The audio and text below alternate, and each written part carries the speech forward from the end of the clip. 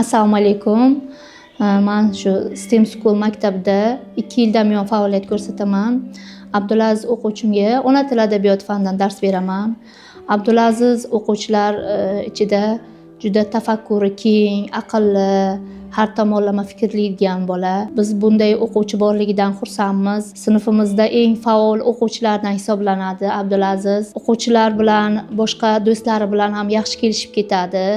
Hech qanaqa bir Abdulazizda bir yomon holat ko'rmadik. Abdulaziz o'qish metodikasi ham boshqa o'quvchilarga nisbatan juda orqada emas. Biz qoniqamiz o'qishiga ham va yozishlari ham yaxshi. Adabiyot darsidan tashqari kitobxonlik mashg'ulotida Abdulaziz bilan alohida shug'ullanamiz. Abdulazizning fikrlashlari, tafakkuri bizga yoqadi. Kitobxonlik mashg'ulotida ko'proq shug'ullanishga harakat qilamiz. Bu o'quvchimiz juda ham bir o'zini teran fikrliligi bilan, aqlliligi bilan sinfimiz o'quvchilarini qatoridan joy olmoqda.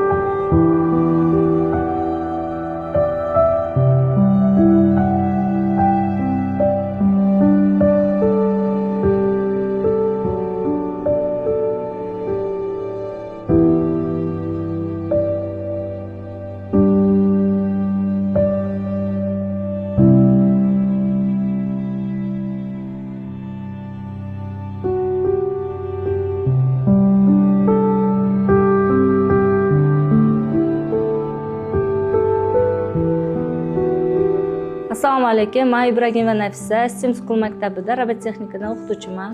O'quvchim Abdulaziz robototexnika faniga juda ham qiziqib, ishtiyoq bilan qatnashadi. Yasab kelgan robotlari bilan bizlarni har doim hayron qoldiradi. Kelajakda Xudo xolasa O'zbekistonning faxrini ko'tarib, buyuk kashfiyotchilar chiqishidan umidvormiz. Bizga omad tilab qolamiz. Katta rahmat. Assalomu alaykum. Men Izbosarova Shohida Abu Ahmadovna 25 yillik ish tajribasiga ega bo'lgan boshlang'ich sinf o'qituvchisiman. 20 yil davlat maktabida ishlaganman, boshlang'ich sinflarga dars berganman. Oxirgi 5 yilimda mana shu STEM School xususiy maktabida o'z faoliyatimni olib boryapman. Xususiy maktabga kelganda eng birinchi olgan sinflarimdan Hamzayev Abdulaziz ham qabul qilganmiz. Bolani qabul qilishimizdan oldin maktab psixologlari, maktab jamoasi, maktab rahbariyati juda katta ikkilanish fikrini bildirishgan. Chunki boladagi eshitish qobiliyatining sustligi uni o'quv dasturini o'zlashtirishida pand berishini ko'p ta'kidlashgan. Aynan bolani psixologik tomondan biz o'rganib chiqqanimizda, aynan boladagi eshitish qobiliyatining sustligi unda tinglash madaniyatini shakllantirganini sezib qolganmiz biz. Maktab psixologi hamda rahbariyat bilan gaplashib, qolaversa ota-onasini fikrini ham inobatga olgan holda bolani maktabimizga qabul qilganmiz.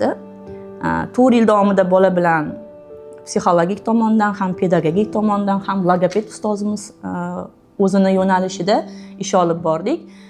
Bolada bu nuqsonni ko'zga ko'rinadigan salbiy tomonini ko'rmadik biz. Hattoki sinfdoshlari bilan do'stlashish jarayonida ham, o'zimizdagi o'quv dasturini o'zlashtirish jarayonida ham qiyinchilik tug'dirgani yo'q. Aynan xususiy maktablarda o'quv dasturlari davlat maktablariga nisbatan ancha murakkab bo'lgani uchun biz bolalarni imtihon qilib olamiz.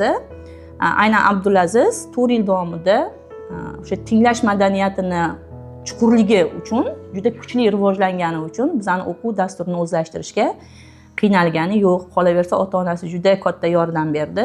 Ayniqsa boladagi tirishqoqlik, mas'uliyatlilik, vazifalarni o'z vaqtida bajarishi, aynan o'quv dasturida u o'quv vazifalarini ongli ravishda bajarishi uni bilim bazasini chuqurlashishiga juda katta yordam berdi.